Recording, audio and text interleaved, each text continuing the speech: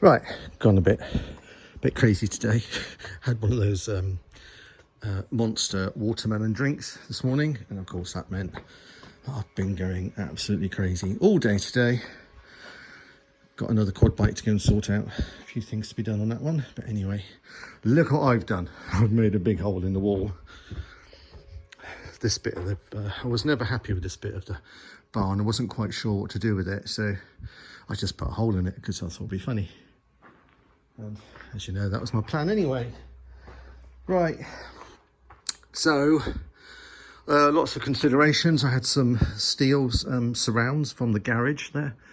I was going to use them to brace like a frame around here, so the same height as the garage door, but clearly not as wide, because I would have just cut down the third, which is the top member.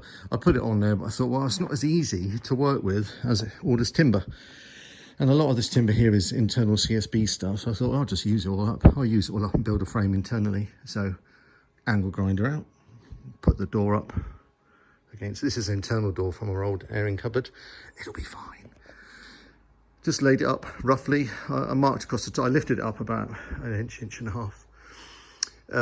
Drew a line across there, cut across there, and this is actually a clean edge of, there's a sheet of corrugated iron there, and there's a sheet there. And clearly there's a sheet there. So I used that join on the left hand side, that straight edge there. Use that straight edge, cut across there to the other side of it, and of course that panel just came away. I had to cut that supporting beam there and that on there. That's why I've put all these little bits in here, just to sort of support it and stop it waggling around. I've just dug out this piece along the bottom, just by hand, so a few seconds here, across here. And what I'm going to do is take some of the tannalized, no, I'm lying. That's recovered like 2x4s from when we took out the airing cupboard upstairs. And I've got a piece there actually, that one there.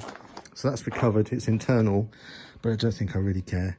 I've got some Creocoat, which is the modern version of creosote. So what I might do is go down, go and get a bucket of the stuff, because I don't know where it is. I think it's up in the, I don't know, it's up that way somewhere. That door. See, this is why I'm doing this. Because of that door. Stupid door. It's just crappy. Look at it. Just trying.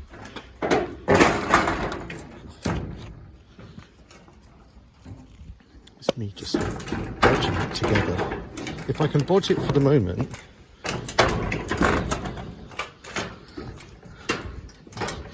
Sorry about this. Intermission as I try and do something with this, which I really don't know what I'm going to do with this. What am I going to do? Why don't I just get a bigger bit of wood?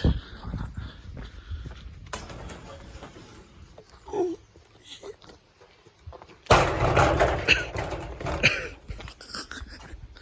I look back at it and you see what I just did. Clearly that didn't work, so that'll work. If I get time, you know, I can weld on these bits here, and I can sort out this along the bottom here with the corrugates popped out at this angle. That would have changed the whole aspect of the door, which is why it's dropped, which is why it's harder to shut. Anyway, this is my objective. So the reclaimed wood, get some Creocoat, treat it, put it in here, and just sit it in here. There's not really anything to fix it to. Can I fix it? Can I? Yeah, okay, so I've got some long SDS bits here. What I could do, yeah, okay. One of them, and then a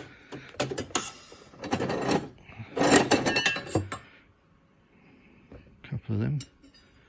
It's about the same dimension, isn't it? Roughly, that'll do.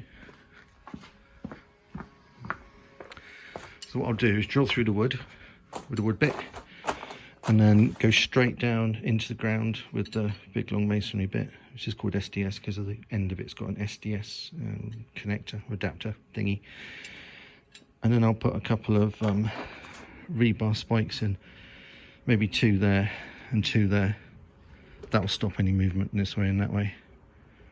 I don't really care about up and down, because once I put that in the ground and get that level, across there, I will then sit on top of it, a bit like that one there, a beam there, but it will go right the way up.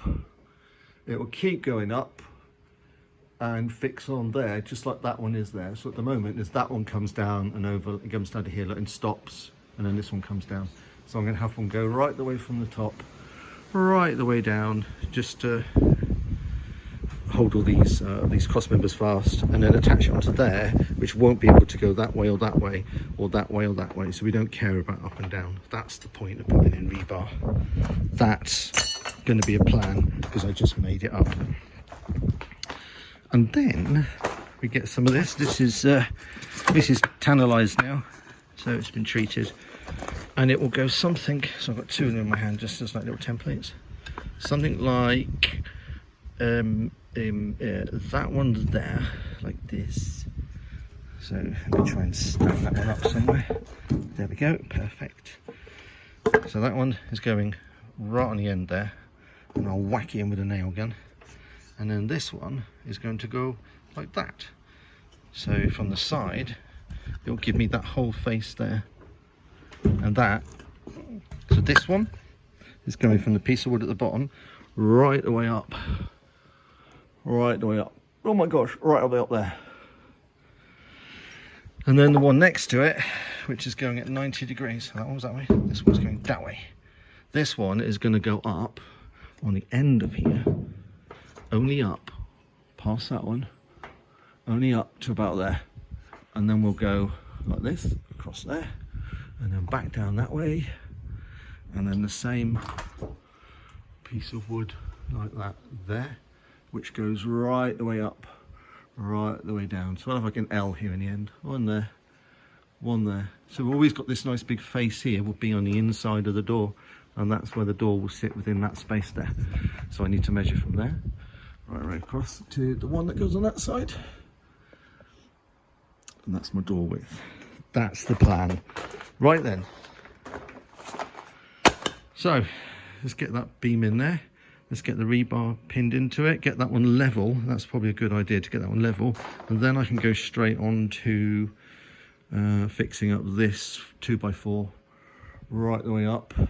And then I need to work out, and probably actually, let me think, and probably fit the next timber on as well, which will be the inside of the door frame now. So you've got flat one and then that one. Once I've done that, that will then dictate where this edge is here. And then I can get my door and measure out to here, and that will be the inside of the wood that goes that way before the one that goes that way, which will go on the end here. So I might have to cut that back a bit. Did all that make sense?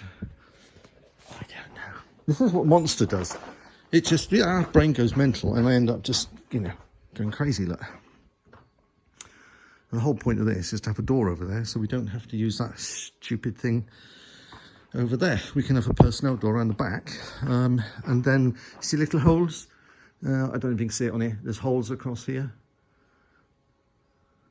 They're roughly about 8 foot high on the other side, or roughly about 240 millimeters. To be honest, they're about 250, which is just a little bit more than the standard 240 mil of timber, but that's fine because I've got loads of 3 meter stuff here. Anyway, I'll get one of those big ones down there, 6 meter. That's those two. They go right the way down here, full length.